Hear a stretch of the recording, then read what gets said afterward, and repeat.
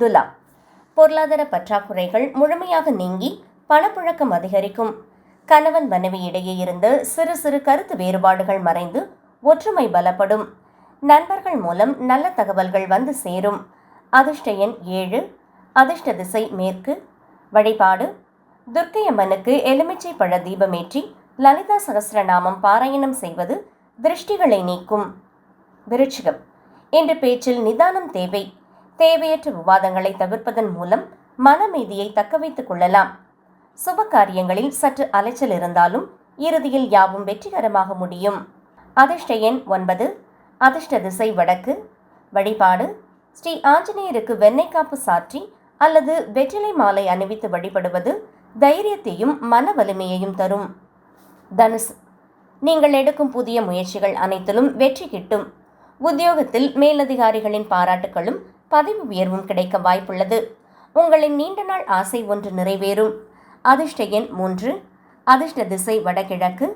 வழிபாடு குரு பகவானுக்கு அல்லது தட்சிணாமூர்த்திக்கு கொண்டைக்கடலை மாலை சாற்றி மஞ்சள் நிற மலர்களால் அர்ச்சித்து வழிபடவும்.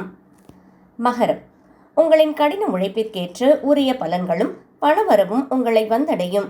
பூர்வீக சொத்து சம்பந்தமான வழக்குகளில் உங்களுக்கு சாதகமான திருப்பங்கள் ஏற்படும்.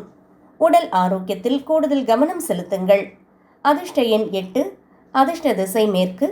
வழிபாடு சனிக்கிழமையான நாளை சனி பகவானுக்கு எள்தீபமேற்றி எளியவர்களுக்கு அன்னதானம் அல்லது உதவி செய்வது சகல தோஷங்களையும் போக்கும்.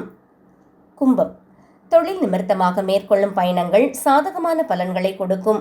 வீட்டில் உறவினர்களின் வருகையால் மகிழ்ச்சியான சூழல் நிலவும். தேவையற்ற ஆடம்பர செலவுகளை கட்டுப்படுத்துவது நல்லது. அதிர்ஷ்ட எண் 8. அதிர்ஷ்ட திசை வடமேற்கு.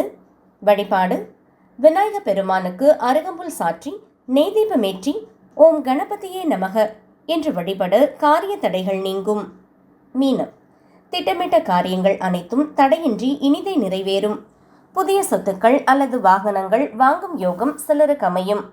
குடும்ப பெரியவர்களின் ஆசையும் அன்பும் உங்களுக்கு பக்க பலமாக இருக்கும். அதிர்ஷ்ட எண் 3.